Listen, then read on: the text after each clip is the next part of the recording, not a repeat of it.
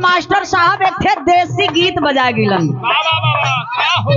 हमारे बीच में मान्य दिनेश चौधरी साहब भी हैं और इस मंच के माध्यम से आपका भी स्वागत वंदन अभिनंदन करते हुए हमारे मास्टर साहब एगो देसी धुन बजा गिलन। उन मेहरारू कहे का कहे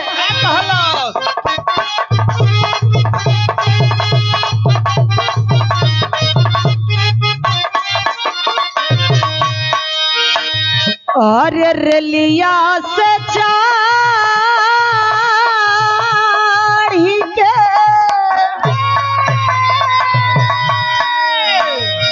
रेलिया से चाढ़ी के जा हजिया से उतरी पियर मुनवा हो गई लना।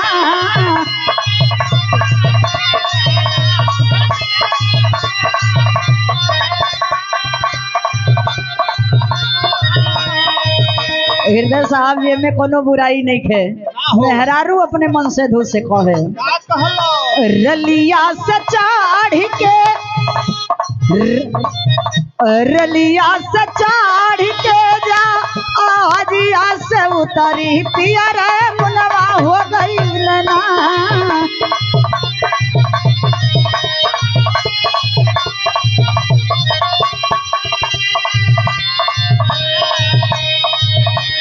हमारे झूलनी के हो करनवा राजा रे मुनवा हो गई लना।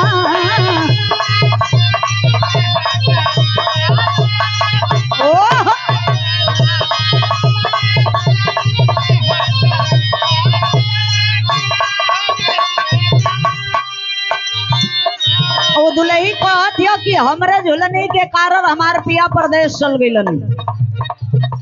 एक ठे बात औरी कहे रलिया न बायरी जा आजिया न बैरी हाई पैसा हो बैरी ना।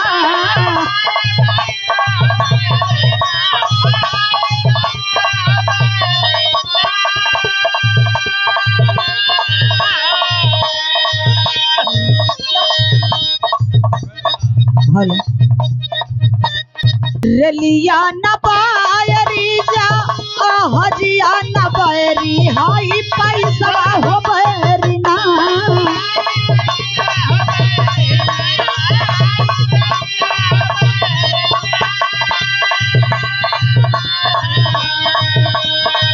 रलिया न बायरी जा हजिया न बैरी हाई रुपवा हो बैरी ना। पिया के देश विदेश घुमावे हाई पैसा हो बैरी ना।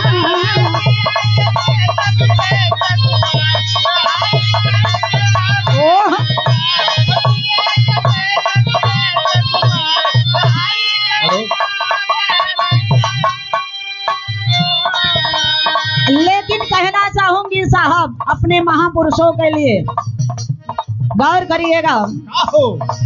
अपना तसहल बाबा कठिन ससनवा संविधानवा हो चलना।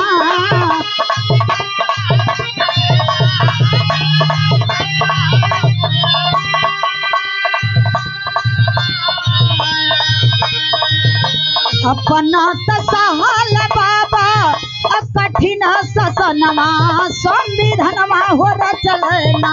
वो संविधानवा हो चलना तो हमारे भी माते हो ललनवा संविधानवा हो चलना।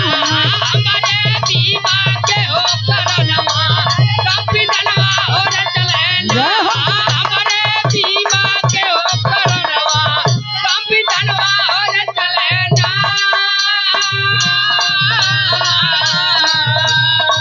अपने तो सहले बाबा कठिन ससनवा संविधानवा हो रचलेना। हमारे भीमा कह हो ललनवा संविधानवा हो रचलेना।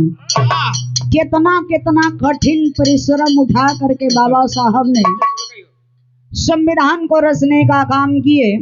तो कहे के बाद सूट बूट पहनले बढ़िया सबके पहनावले। सबके पहनावले बाबा सबके पहनावले।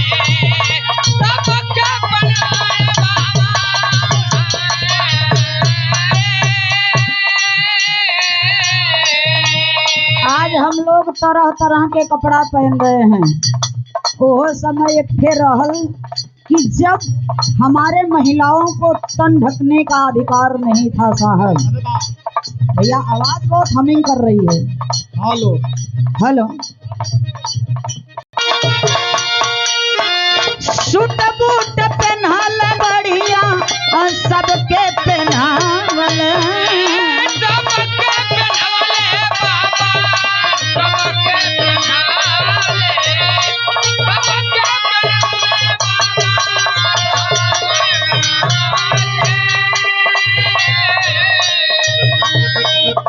बड़ा बड़ा दुख हमारे भीम जी उठावल,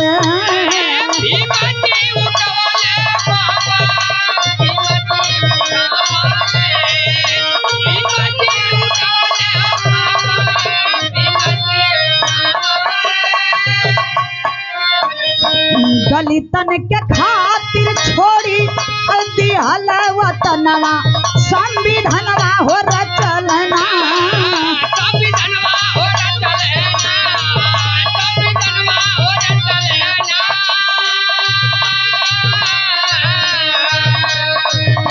दलितन के खातिर बाबा छोड़ल वतनवा संविधानवा हो रचलना, तो हमारे भी मात हो ललनवा संविधानवा हो रचलना।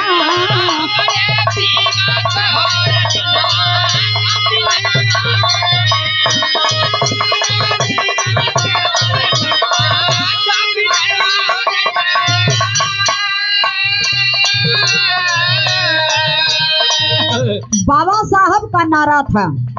बाबा साहब का क्या नारा था?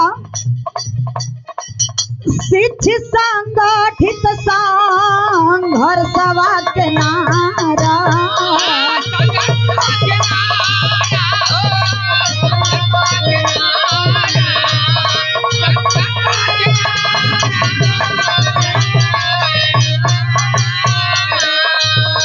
बाबा साहब का नारा था शिक्षित हो जाओ, संगठित हो जाओ, संघर्ष करो। अमुरी उठा के बाबा कैले इशारा,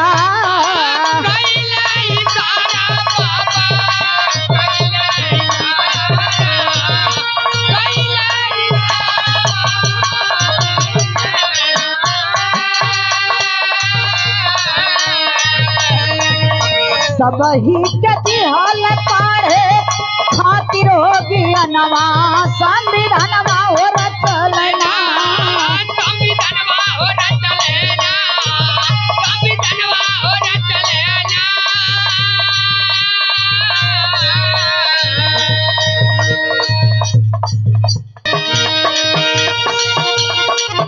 सब ही के पढ़े खातिर दिहल अनवा संविधानवा हो रचलना,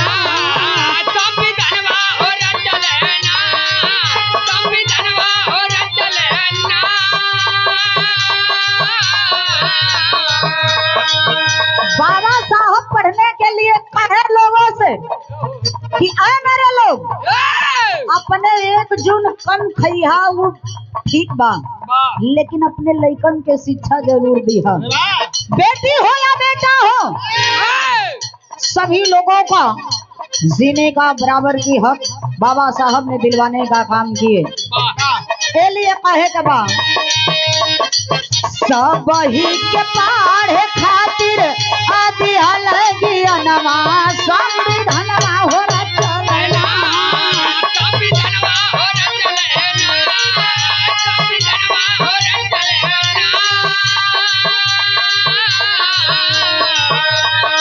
संविधानवा हो रचलना, तो हमारे भी बात हो ललनवा संविधानवा हो रचलना।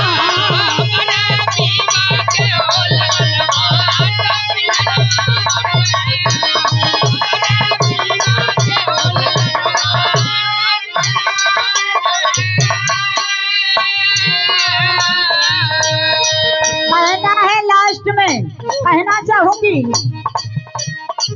यो को युग जी, यो को युग गवा साहब के नाम हो। साहब के नाम बाबा, साहब के नाम हो, साहब के